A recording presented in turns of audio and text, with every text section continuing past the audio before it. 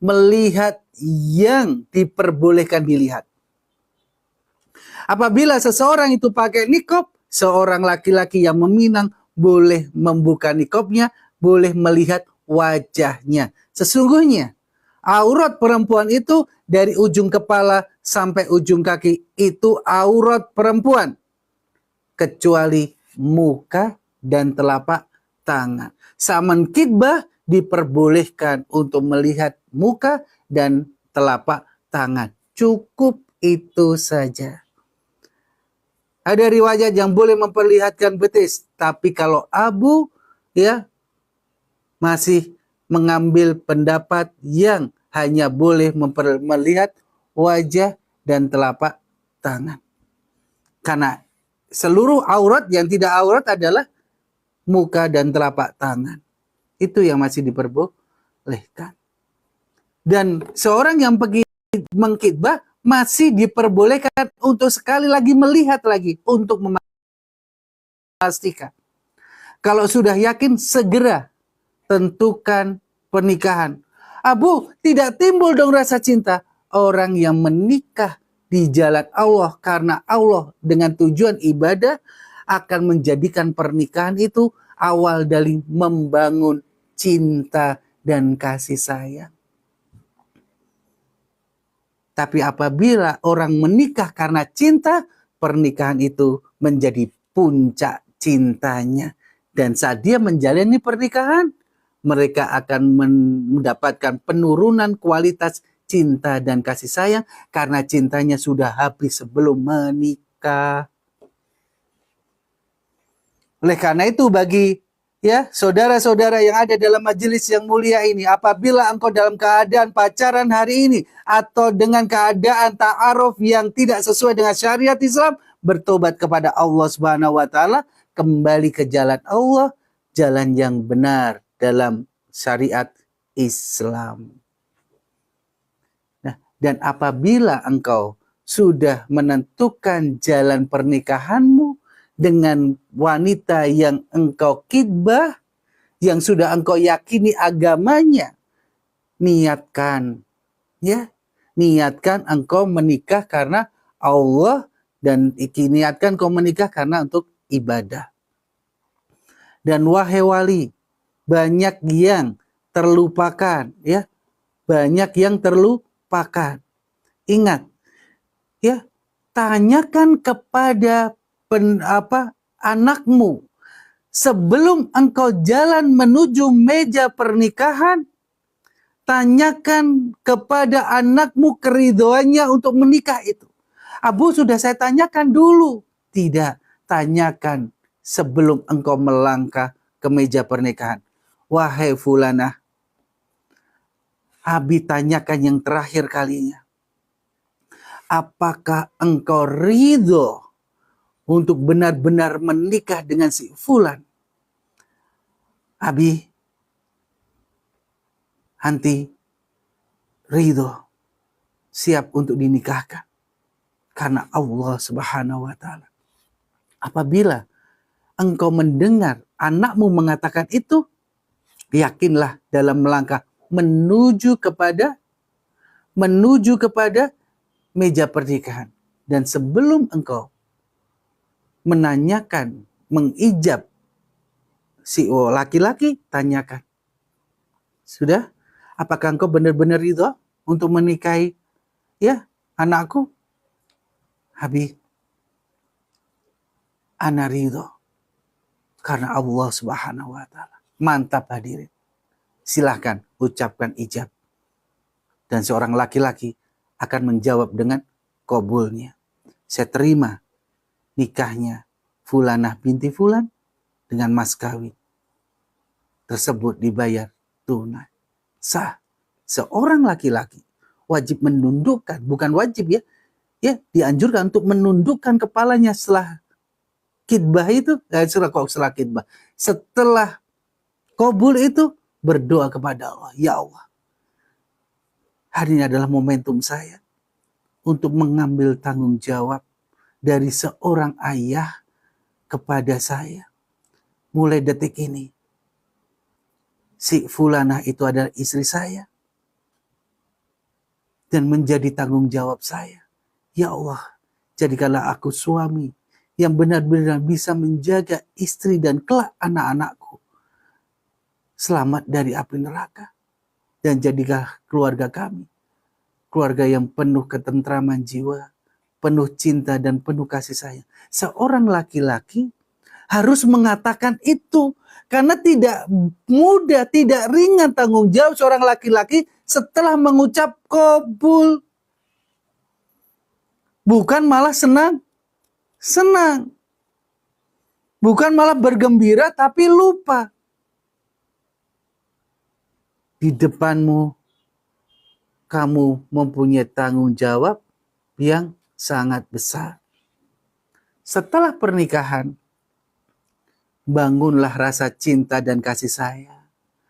Ya, bangunlah rasa bagaimana menenteramkan hati Anda bersama pasangan Anda dengan bergandengan tangan menegakkan syariat Islam dalam keluarga Anda.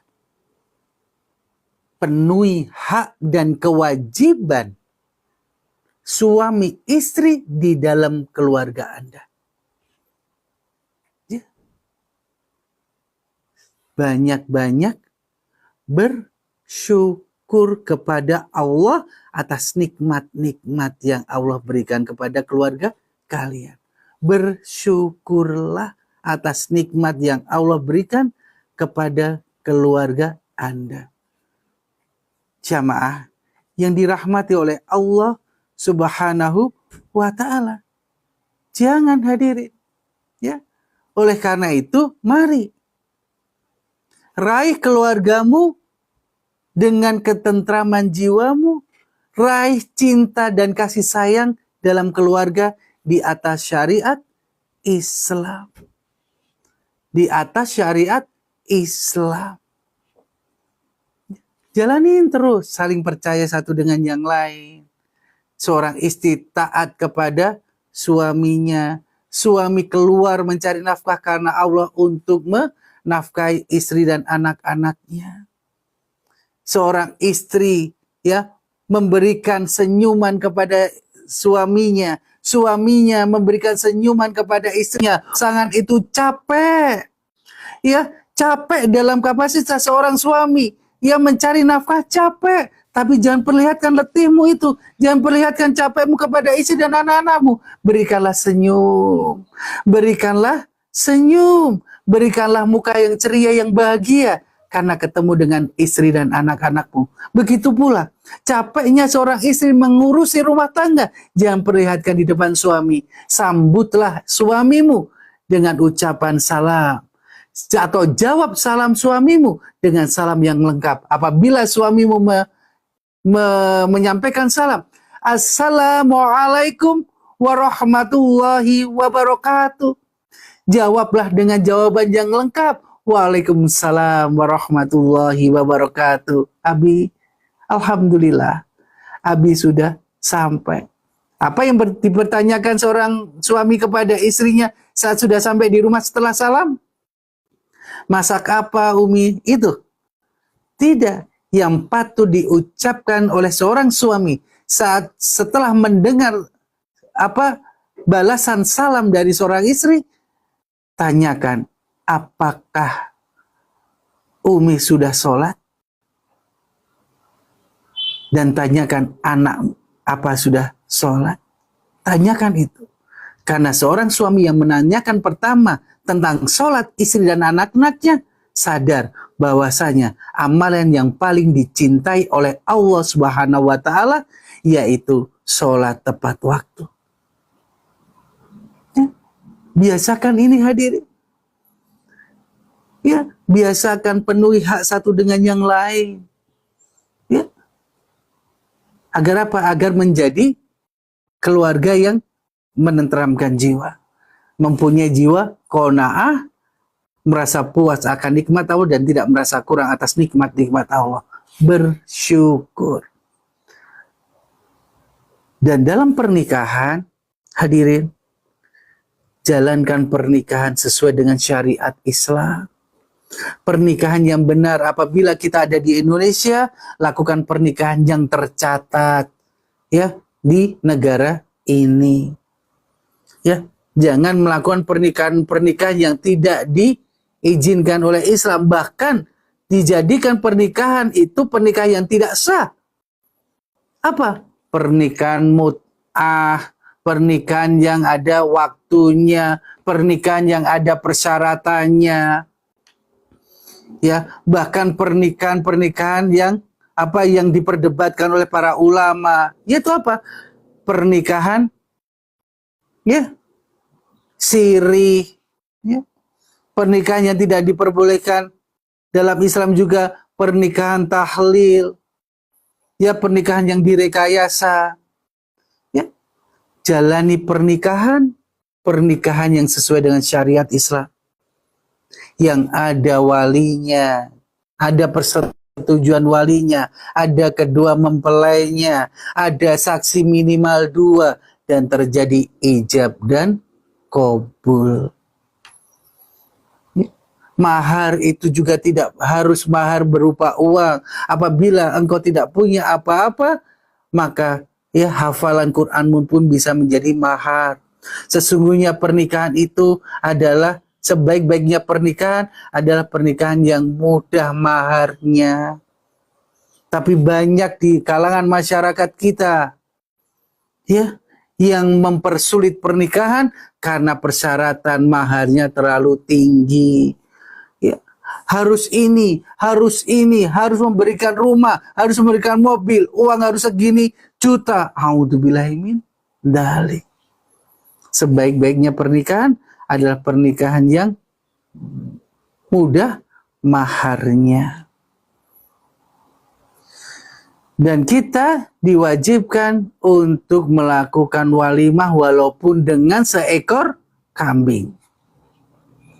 Sesuai kemampuan kita. Ya, bukan seperti pernikahan siri yang tidak tercatat, dan sebenarnya pernikahan siri hakikatnya itu dirahasiakan. Hakikatnya dia disembunyikan dan tidak tercatat. Janganlah memilih pernikahan yang akan menyusahkan kita ke depan. Walaupun dengan dalih apa? Cinta. Saya sudah sayang, saya sudah cinta. Dia udah janji Abu, dia mau adil dengan semua istrinya. Dia udah janji setelah nikah akan ngomong sama istri pertamanya. Jangan percaya. Ya, hadirin, jangan percaya. Jangan percaya dengan mulut busuk laki-laki yang hanya ingin hawa nafsunya. Ya, oleh karena itu di VT Abu yang terakhir, no untuk lakukan poligami, no poligami.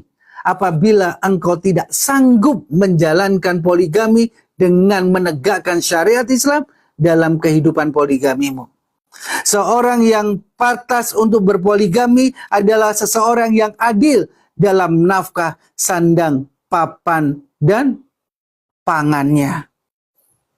Seseorang yang sukses dalam poligami adalah seseorang yang bisa membuat istri-istrinya guyup, rukun, bahagia satu dengan yang lain. Ya. Dan itu tidak mudah. Ya.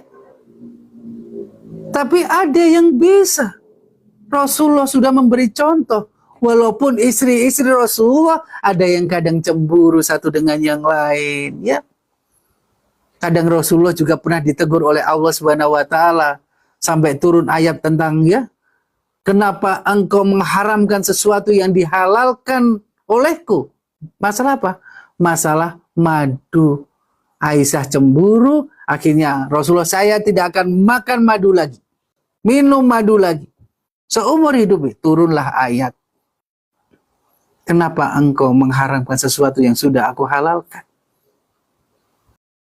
Ya, cemburu. Tapi apa? Tapi kasih sayang itu yang menumbuhkan rasa bahagia satu dengan yang lain. Ya, kita tidak bisa mengingkari rasa cemburu seorang perempuan. Ya. Hadirnya dirahmati oleh Allah Subhanahu wa taala. Oleh karena itu, pilihlah pernikahan yang normal. Fungsi saksi itu adalah untuk menyebarluaskan, menginformasikan keluar bahwasanya si fulan dan si fulana itu sudah menikah. Tapi apa fungsinya seorang saksi apabila pernikahan itu disembunyikan? Ya. Oleh karena itu hadirin, apa fungsi pernikahan sirih? Apa tujuan seseorang melakukan nikah siri? Apakah itu pernikahannya sah? Sah menurut syarat dan hukumnya. Syarat rukunnya sah karena ada wali, ada kedua mempelai, ada dua saksi. Sah.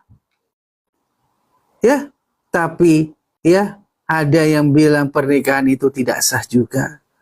Karena apa? Karena fungsi saksi tidak sesuai dengan fungsinya. Saksi hanya untuk penggugur syarat syahnya syarat syahnya pernikahan, tapi tidak menjadi fungsi sebenarnya saksi itu. Ya, cuma untuk penggugur kewajiban syarat dan rukunnya pernikahan, tapi tidak difungsikan dengan benar fungsi saksi itu sendiri. Ya, fungsi saksi apa? Untuk menyebarluaskan, untuk bisa menjadi saksi apabila si fulan dan fulana ini sudah menikah. Hadirin yang dirahmati oleh Allah Subhanahu wa taala, pranikah, menikah dengan hal yang baik, menjalani pernikahan, menegakkan syariat Islam. Ya, setelah itu apa? Ya, menghadapi segala ujian-ujian Allah dalam pernikahan kita. Ya, hadirin, setiap keluarga tidak akan mungkin kalau tidak diuji. Ya, bahkan ujian bagi seseorang itu sudah terjadi kepada pendahulu-pendahulu kita. Hadirin, kalau suami kita ada melakukan kesalahan, sabar, maafkan, ingat tujuan kita menikah karena Allah, karena ingin ridhonya Allah. Setiap apa yang terjadi pada kehidupan kita, setiap ujian Allah itu pasti kebaikan buat kita. Pasti hadirin. Kalau istri kita berbuat salah, sabar suami, maafkan istri kita. Ya, sesungguhnya istri kita itu diciptakan dengan tulang rusuk yang bengkok, maka jangan pernah engkau paksa untuk meluruskannya, patah. Terus apa yang dilakukan? Ya, bersabarlah.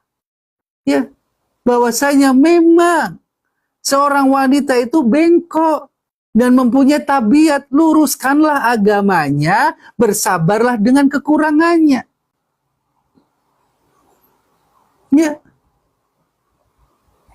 itulah seorang laki-laki menghadapi istri. Ya, begitu pula seorang perempuan, seorang istri menghadapi suami. Dia keluar rumah mencari nafkah karena Allah. Di luar sana, kalau tidak kuat iman, godaan syahwat, godaan subhatnya setan ada di depan mereka.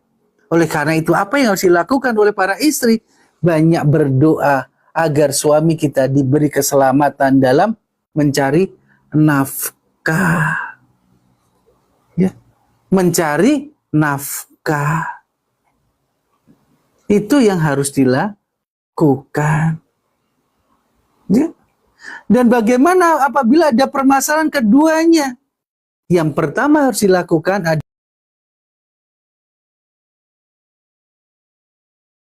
kita tidak mendasari dengan sabar dan memaafkan satu dengan yang lain, tidak akan bisa kita menekan amarah kita dalam kita bernasihat.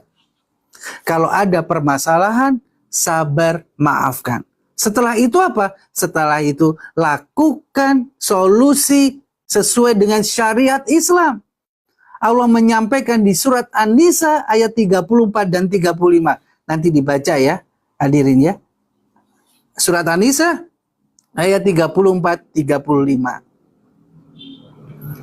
Dan apa yang disampaikan Allah di situ, apabila engkau terjadi permasalahan, ya, apabila engkau takut istrimu nuzus, maka bernasehatlah satu dengan yang lain. Dengan apa? Berkomunikasi dengan adab yang baik, dengan ma'ruf, lemah lembut. Dasarnya apa tadi? Sabar dan memaafkan.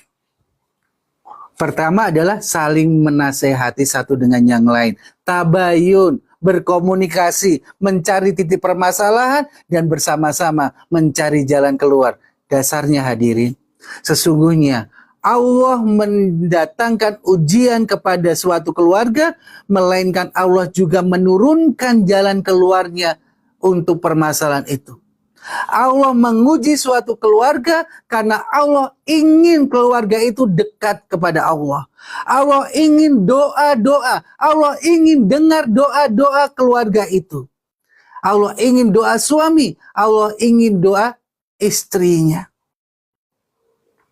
Dan ingat, Allah menguji hambanya karena Allah ingin memuliakan keluarganya di hadapan Allah kelak. Allah ingin mengingat keluarga itu kelak di yaumul akhir. Oleh karena itu hadirin jamaah yang dirahmati oleh Allah Subhanahu wa ta'ala. Saat Allah menguji keluarga kita dengan permasalahan, musibah dan yang lain-lain, bersabarlah, memohon ampun kepada Allah dan ucapkan innalillahi wa inna ilaihi raji'un. Sesungguhnya semua ini adalah milik Allah dan akan kembali kepada Allah. Ya, oleh karena itu bersabarlah atas ujian-ujian Allah. Yang pertama, tadi menasihati satu dengan yang lain. Lakukan terus.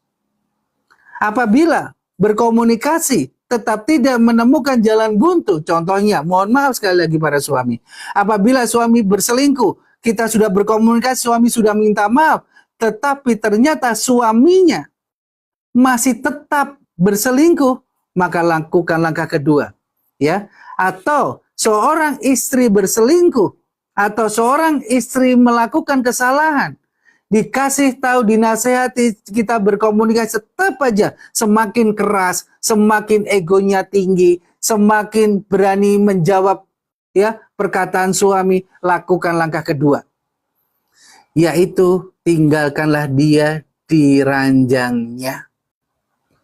Maksudnya apa, Abu? Ya, pisah ranjang. Tapi syaratnya jangan keluar rumah pisah ranjangnya. Karena wahai istri, engkau masih istri dari suami itu. Jadi tidak boleh seorang istri keluar rumah tanpa izin suaminya. Ya, lakukan apa hadirin? Pisah ranjang di rumah. Mungkin suami tidur di kamar, istri tidur di tempat anaknya, sambil mengintrospeksi diri dan merenung apa yang dilakukan, apa benar atau tidak. Nah, dalam melaksanakan solusi kedua itu menurut syariat Islam, maka lakukan juga, didampingi lakukan dengan langkah pertama tadi. Setelah pisah ranjang, ketemu lagi untuk tabayun, berkomunikasi lagi. Lakukan itu. Apabila sudah melakukan sekali, dua kali, tiga kali, tetap tidak ada jalan keluar, maka seorang perempuan ya mencari juru damai. Siapa juru damai itu? Keluarga laki-laki dan keluarga perempuan. Tapi apabila yang melakukan itu laki-laki, setelah pisah ranjang, laki-laki boleh memukul istrinya dalam kapasitas pukulan yang tidak menyakitinya, untuk menyadarkan istrinya. Boleh memukul tapi tidak menjadi pukulan yang menyakitkan, tapi pukulan yang apa? Yang membuat istrinya sadar. Ya, bukan menyakitkan. Sebaik-baiknya pukulan adalah ya lisan yang mengena dalam hatinya. Tapi kalau secara itu tidak bisa, seorang laki-laki bisa lebih tegas lagi. Ya, apabila istrinya sudah bandel, ya, sudah berani bentak, sudah berani memukul suaminya, sudah berani menjawab apa-apa yang dikatakan suaminya, cari pembenaran, walaupun engkau benar, ya, bersabarlah, ya. Cari jalan keluar, bukan untuk merendahkan dirimu di hadapan Allah Subhanahu wa taala. Ya. Setelah itu apabila suami tidak bisa, tetap tidak bisa, maka suami diwajibkan untuk mencari juru damai dari pihak laki-laki dan pihak perempuan. Apabila juru damai itu punya niat yang benar-benar untuk mendamaikan, menjadi penengah dari permasalahan keluarga, maka Allah akan memberikan taufik bagi suami istri tersebut. Dan apabila terjadi kebuntuan dalam penyelesaian perselisihan antara suami istri itu setelah didatangkan juru damai, maka diperbolehkan seorang perempuan menggugat cerai suaminya, atau suaminya diperbolehkan untuk menalak atau mencerai istrinya. Di sini dikatakan bahwasanya kita tidak mudah untuk menceraikan istri atau tidak mudah untuk menggugat cerai suami. Harus ada langkah-langkahnya. Ya. Kalau memang sudah tidak bisa, solusi adalah pernikahan, dan Islam memperbolehkan seseorang seseorang mengajukan perceraian. Dan ada hadis dhaif, hadirin, hadisnya dhaif, yang mengatakan bahwasanya perceraian itu halal tapi dibenci oleh Allah Subhanahu wa taala. Perceraian itu halal tapi dibenci. Kenapa dikatakan dhaif? Karena tidak akan Allah menghalalkan yang dibenci oleh Allah. Ya. Tidak akan Allah menghalalkan yang dibenci oleh Allah. Nah, itu yang dikatakan, ya, hadis ini dikatakan dhaif. Tapi apabila perceraian itu terjadi, itu ibadah. Kenapa ibadah? Apabila di dalam keluarga itu sudah tidak ada sakinah, tidak ada mawaddah, dan tidak ada warahmah, tidak bisa menegakkan syariat Islam dalam keluarga itu, dan banyak kemudorotannya, maka lebih baik mengambil jalan perceraian setelah menjalani langkah-langkah sesuai dengan An-Nisa ayat 34-35. Sudah? Kalau bisa, langgeng. Tapi kalau tidak bisa, berpisah. Nah, sekarang berpisah.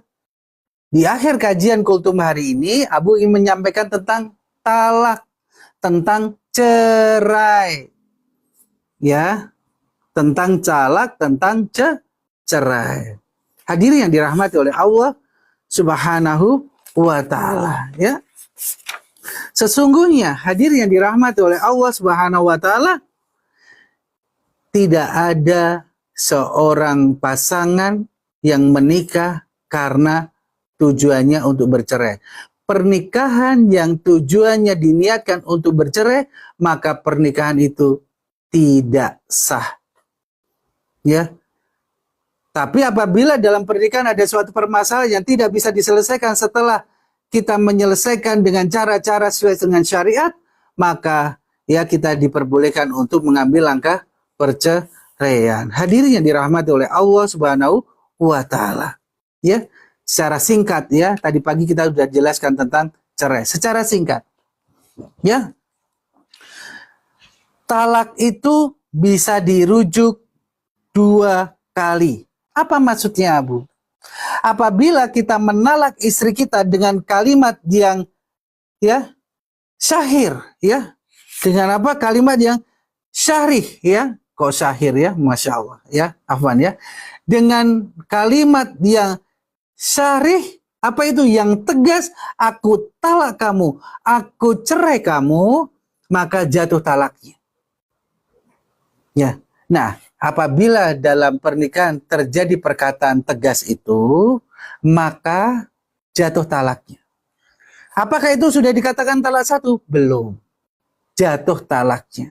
Nah, semenjak itu, menurut syariat Islam, ya, menurut syariat Islam, masa idah dimulai.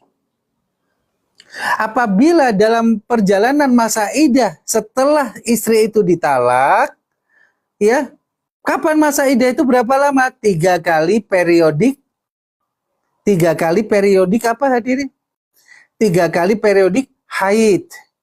Dalam masa idah ada komitmen berdua untuk rujuk atau melakukan hubungan suami istri, maka gugur talaknya. Maka gugur talaknya.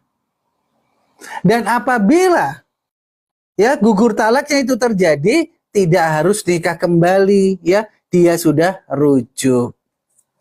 Nah, apabila selama masa idah itu tidak ada komitmen rujuk dan tidak berhubungan, selesai masa idah selesai, ya, apabila seorang suami istri dan mantannya itu mau menikah, mau rujuk lagi, bisa. Tapi harus memulai seperti awal, nikah lagi, ada saksi lagi, ya, ada walimahan lagi. Seperti nikah sesuai dengan syarat dan rukunnya kembali. Habis itu nikah kembali. Apabila setelah masa idah jatuh talak pertama. Setelah itu, ya, hadirin yang dirahmati oleh Allah Subhanahu wa taala, setelah pernikahan, setelah talak satu, terjadi lagi permasalahan, akhirnya suami menalak lagi istrinya. Apabila dalam masa idah bilang rujuk dan berhubungan, maka gugur talaknya. Ya. Dia bisa rujuk tanpa harus menikah lagi. Tapi apabila seorang setelah ditalak satu menikah dan ditalak lagi, habis masa talaknya, masa idahnya, dan dia mau kembali setelah masa idah itu, talak kedua itu masih diperbolehkan dengan pernikahan yang sama, dengan ada pernikahan kembali, ya. Dan hadirin yang dirahmati oleh Allah Subhanahu wa taala, dan apabila seseorang sudah menikah kedua, ya, di pernikahan ketiga dia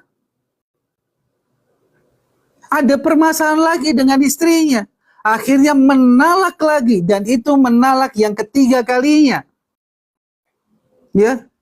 Setelah rujuk kedua kali, talak ketiga. Saat itu terucap, hadirin yang dirahmati oleh Allah Subhanahu wa taala, ya, seorang suami tidak punya hak setelah ucapan talak itu, walaupun ada dalam masa idah, tidak boleh untuk rujuk kembali.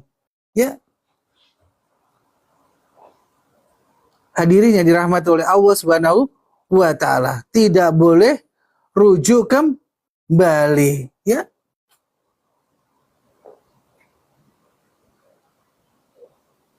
Itu adalah, kalau boleh rujuk-rujuk itu adalah talak satu dan talak dua, yaitu talak bain sugro. Kalau kubro udah ketiga ini, auzubillahi min dzalik, hadirin, ya. Saya talak kamu, sudah talak ketiga nih. Kalau sudah di talak ketiga, ya, walaupun dalam masa idah pun kita tidak bisa rujuk kembali. Boro-boro nanti setelah masa idah selesai, pas masa idah aja di talak ketiga itu kita sudah tidak boleh rujuk. Ya. Dan bagaimana apabila kita ingin rujuk?